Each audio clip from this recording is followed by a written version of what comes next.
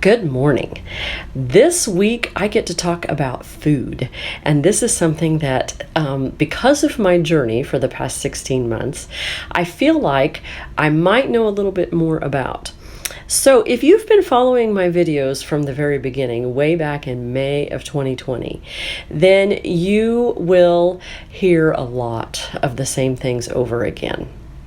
Imagine that, right? It's good food talk, all right? So I hope you don't feel like I'm harping at you, but if you haven't changed your diet yet, that may be exactly how you feel.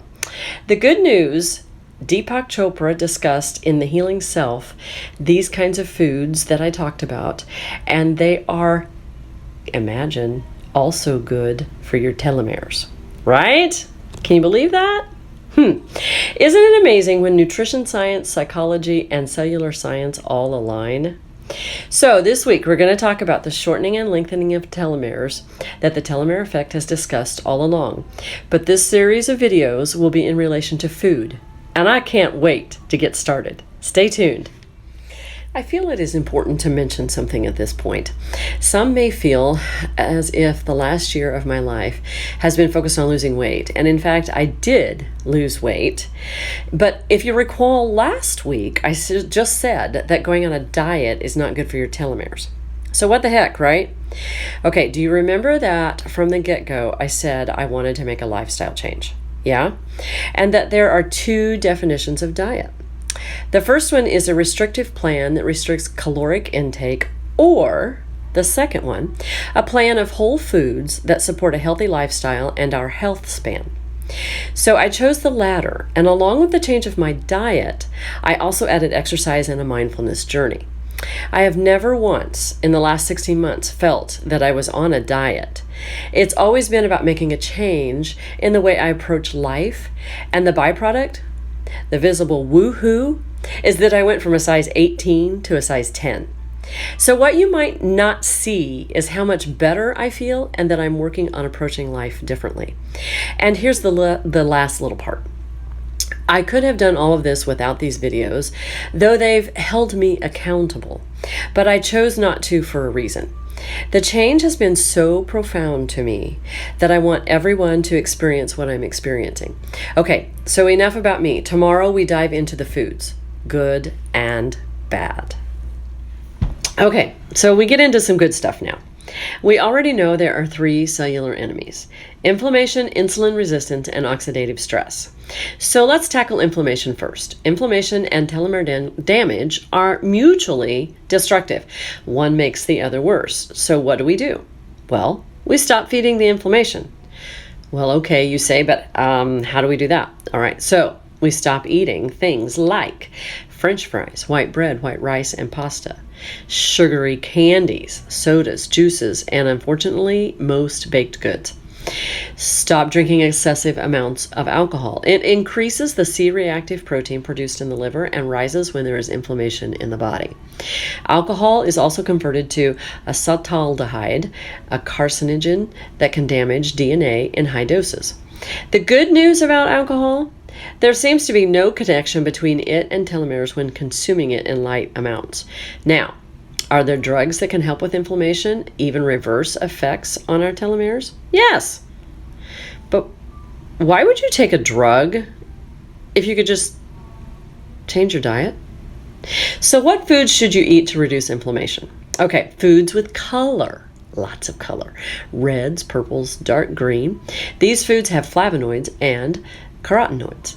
Can you think of foods you like with lots of color? Berries of all kinds, apples, purple grapes, broccoli, onions, tomatoes.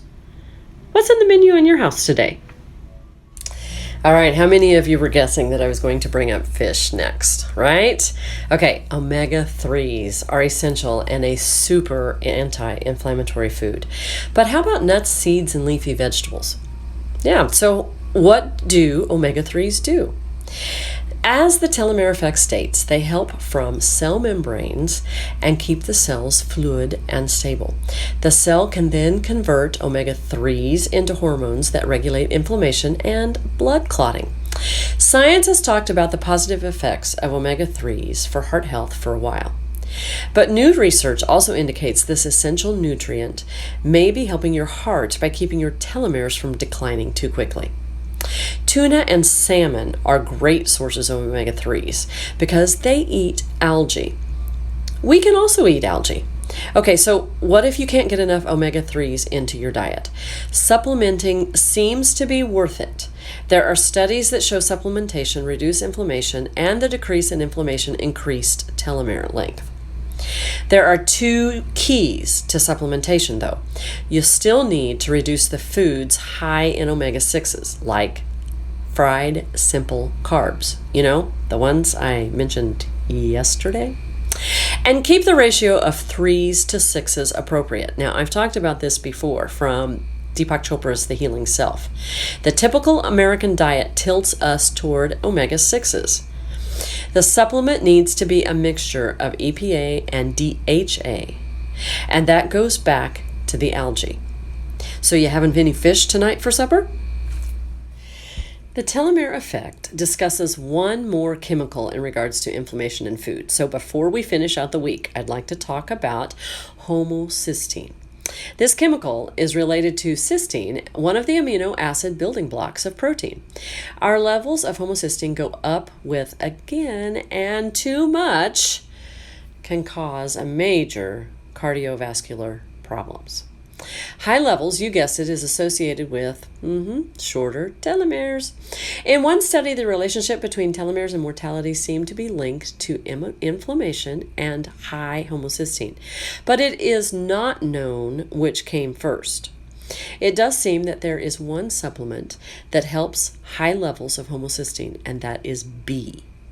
If you have heart conditions or know you are at a genetic risk for heart disease, it would be worth a visit to your doctor to have these levels tested and determine whether or not taking a B vitamin is right for you. Before we start on stress and foods next week, take a look at your pantry and in your fridge. Are your stores of food overloaded with omega-6s in relation to omega-3s? Do you have white bread, white rice, pasta, sugary snacks, chips, or processed foods in your cupboard? Or do you have whole foods? Fruits, vegetables, high fiber foods like nuts and seeds? Do you have tuna or salmon in your arsenal? Is it time to throw away some things and go grocery shopping? Have a great weekend.